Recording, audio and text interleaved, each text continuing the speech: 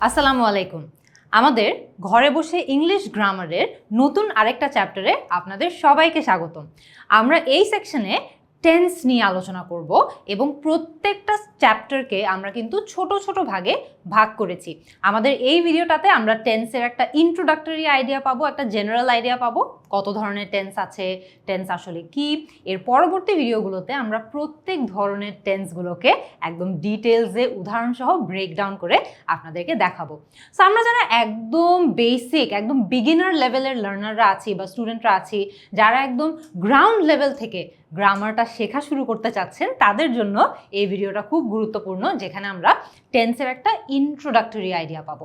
আপনারা অনেক জায়গায় হয়তো বা খেয়াল করে দেখেছেন টেন্সকে ভার্ব টেন্সেসও বলা হয়। ভার্ব টেন্সেস আবার কি? ভার্ব টেন্সেস নিয়ে কোনো টেনশন করার দরকার নাই, ডোন্ট বি টেন্স।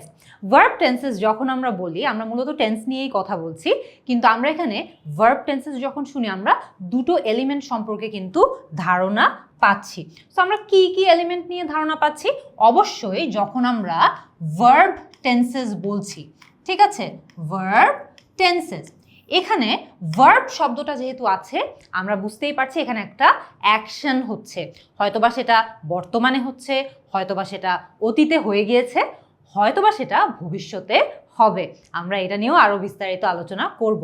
আমরা সেকেন্ড যেই এলিমেন্টটা দেখছি, সেই এলিমেন্টটা হচ্ছে একটা ভার্ব টেন্স কোন টেন্সে আছে, সেটা দিয়ে আমরা কিন্তু এটাও ধারণা করতে পারি যে কয়জন মানুষ ওই অ্যাকশনটা কমপ্লিট করছে বা ওই অ্যাকশনটা করছে। এটা কি সিঙ্গুলার, মানে কি একজন ব্যক্তি করছে, নাকি এটা প্লুরাল, অনেকজন ব্যক্তি করছে, সেটা সম্পর্কেও কিন্তু ভার্ব টেন্সেস থেকে ধারণা পাওয়া যায়। বিস্তারিত আলোচনা আসছে, টেনশন করার কোনো দরকার নেই। আজকে আমরা মূলত ইন্ট্রোডাক্টরি আইডিয়াটা নিয়েই আলোচনা করব। আচ্ছা, ভার্ব টেন্সেস যখন আমরা বলি, এই ভার্ব টেন্সেসের যেই দুটো অ্যাসপেক্ট নিয়ে আমরা অলরেডি কথা বললাম, তার পাশাপাশি আরেকটা গুরুত্বপূর্ণ বিষয় আমাদের মাথায় রাখতে হবে। একটা হচ্ছে টাইম, অর্থাৎ সময়। আমরা টেন্স সম্পর্কে যদি একটা মোটামুটি বেসিক ধারণাও পেয়ে থাকি বা জেনে থাকি, তাহলে আমরা জানি যে টেন্সে কিন্তু সময় নিয়ে কথা বলা হয়। আমরা একটু আগে আলোচনা করেছি না, পাস্ট মানে একটা অ্যাকশন কি অতীতে ঘটেছে, নাকি প্রেজেন্ট একটা অ্যাকশন কি বর্তমানে ঘটছে, নাকি ফিউচার একটা অ্যাকশন ভবিষ্যতে ঘটবে বা হবে। সো টেন্স নিয়ে অনেক গুরুত্বপূর্ণ একটা ফ্যাক্টর হলো টাইম, ঠিক আছে। আমরা তো দেখেছি যে অ্যাকশনটা ম্যাটার করে, আমরা দেখেছি পার্সনটা ম্যাটার করে, যে সিঙ্গুলার নাকি প্লুরাল, এই দুটো সম্পর্কে টেন্স আমাদেরকে ধারণা দিয়ে থাকে। কিন্তু তার থেকেও বেশি গুরুত্বপূর্ণ এই দুটো বিষয়, একটা হচ্ছে টাইম এবং এর পরবর্তীটা হচ্ছে ওয়াইল বা ক্ষণ। খেয়াল করে দেখবেন, আমরা একটা অ্যাকশন কি অভ্যাসগতভাবে করি, মানে হ্যাবিচুয়ালি করে থাকি, এটাও কিন্তু টেন্সকে ইম্প্যাক্ট করে, নাকি আমরা একটা অ্যাকশন রিপিটেডলি করে থাকি, বারবার বারবার একটা রিপিটেড সাইকেলের মতো অ্যাকশনটা চলতে থাকে, সেটাও টেন্সকে এফেক্ট করে। একটা অ্যাকশনের সময়কাল বা টাইম পিরিয়ড কতক্ষণ, এটা কি অতীতে হয়ে শেষ হয়ে গিয়েছে, নাকি অতীতে হয়ে এটার ইম্প্যাক্ট বর্তমানেও রয়ে গিয়েছে। আপনারা হয়তো বা বুঝতেই পারছেন যে আমি কিছুটা পারফেক্ট টেন্সেসের কথাও বলছি, কিন্তু আমরা ডিটেলসে আরও পরবর্তী ভিডিওতে যাব। সো একটা অ্যাকশনের টাইম পিরিয়ড কতক্ষণ, সে কি অতীতে হয়েছে, বর্তমানে হচ্ছে, নাকি ভবিষ্যতে হবে, নাকি অতীতে হয়ে তার ইম্প্যাক্ট প্রেজেন্ট পর্যন্ত রয়ে গিয়েছে, এরকম অনেক ধরনের ফ্যাক্টর কিন্তু আমাদের কোন টেন্স ব্যবহার করতে হবে সেটাকে ইম্প্যাক্ট করে। And last but not the least, সেটা হচ্ছে যেই কাজ বা যেই অ্যাকশনের কথা আমরা বলছি, সেই অ্যাকশনটা কি শেষ হয়ে গিয়েছে, এন্ড, নাকি সেই অ্যাকশনটা কন্টিনিউয়াস। তার মানে আমাদের কন্টিনিউয়াস টেন্স নিয়েও এখানে আমরা একটা ইঙ্গিত পাচ্ছি যে একটা অ্যাকশন যদি শেষ হয়ে যেয়ে থাকে, একদম এন্ডেড, তাহলে ওটা এক ধরনের টেন্স নিবে। আবার একটা অ্যাকশন যদি কন্টিনিউয়াস হয়ে থাকে, মানে চলছে বা চলবে ভবিষ্যতে, বা অতীতে চলেছিল একটা নির্দিষ্ট পরিমাণ বা অনির্দিষ্ট পরিমাণের সময়ের জন্য, সেখানেও কিন্তু আমরা টেন্সের একটা ইম্প্যাক্ট দেখতে পারবো যে একটা কাজ শেষ হয়েছে নাকি না। সেখানে আমরা কি কি ফ্যাক্টর দেখেছি, জাস্ট একদম দ্রুত রিভাইজ করে ফেলি। একটা হচ্ছে টাইম, অর্থাৎ পাস্ট, প্রেজেন্ট নাকি ফিউচার। সেকেন্ড যে ফ্যাক্টর হচ্ছে সেটা হচ্ছে ওয়াইল, যেখানে চারটা সাব পয়েন্ট আমাদের মাথায় রাখতে হবে। একটা হচ্ছে অভ্যাস, মানে যে অ্যাকশনের কথা আমরা বলছি সেটা একটা হ্যাবিট নাকি। তারপরে হচ্ছে ওই অ্যাকশনটার রিপিটেড নাকি না, ওটার রিপিট হয় নাকি শেষ হয়ে যায় একবার হয়েই শেষ। এর পরেরটা হচ্ছে সময়কাল বা টাইম পিরিয়ড, ওইটা যেই অ্যাকশনের কথা আমরা বলছি সেই অ্যাকশনটা কি শেষ হয়ে গিয়েছে নাকি সেটা অনগোয়িং আছে, কন্টিনিউয়াস আছে, সেটাও ইম্প্যাক্ট করে। এবং last but not the least, কাজটা শেষ হয়ে গিয়েছে নাকি চলমান আছে, এগুলো সবই কিন্তু আমাদের টেন্সকে ইম্প্যাক্ট করবে।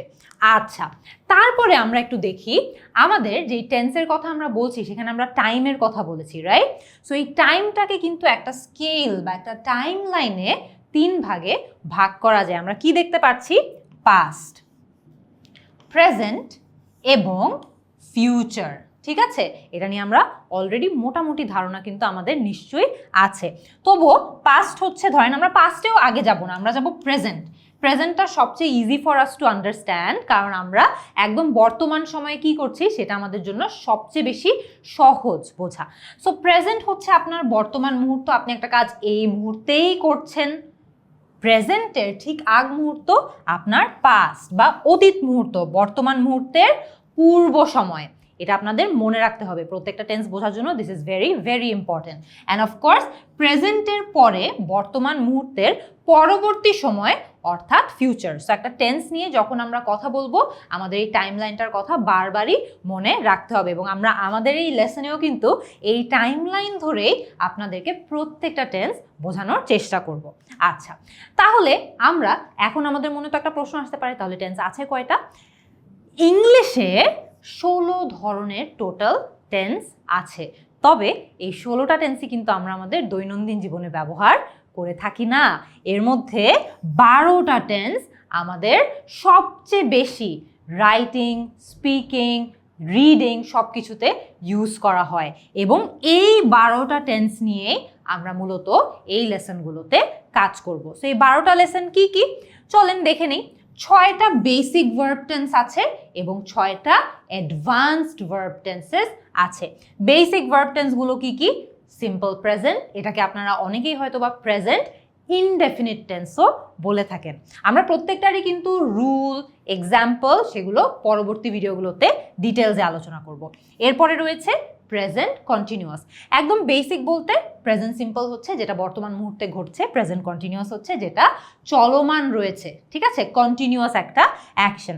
তারপরে আছে past simple, past continuous, future simple and future continuous. এই 6টাই হয় আমাদের 6টি বেসিক ভার্ব টেন্স। তারপরে চলে আসি আমাদের 6টি অ্যাডভান্সড ভার্ব টেন্সেসে। অ্যাডভান্সড ভার্ব টেন্সেস বলতে আমরা অফকোর্স যেই টেন্সগুলো আমাদের ব্যবহার করতে সবচেয়ে বেশি কষ্ট হয়, সবচেয়ে বেশি কঠিন লাগে, সেগুলোই কিন্তু বরাবরের মতো আমাদের অ্যাডভান্সড ভার্ব টেন্সেসের মধ্যে চলে আসছে। প্রথমটা হচ্ছে প্রেজেন্ট পারফেক্ট। এই পারফেক্ট শব্দটা যখন একটা টেন্সে ঢুকে পড়ে তখনই কিন্তু টেন্সটা বেশি কনফিউজিং হয়ে যায়। এগুলো নিয়েও আমরা আলোচনা করব। Present perfect continuous, past perfect continuous এবং ফিউচার পারফেক্ট কন্টিনিউয়াস। ঠিক আছে, সো এই টেন্সগুলো আমাদের মূলত ইংলিশে রাইটিং, স্পিকিং সব কিছুতেই দেখা যায় ঘুরে ফিরে এই 12টা টেন্সই আমাদের সবচেয়ে বেশি ইউজ করা হয়। সো আমরা কিন্তু এই 12টা টেন্স নিয়ে অনেক ডিটেলসে আলোচনা করব।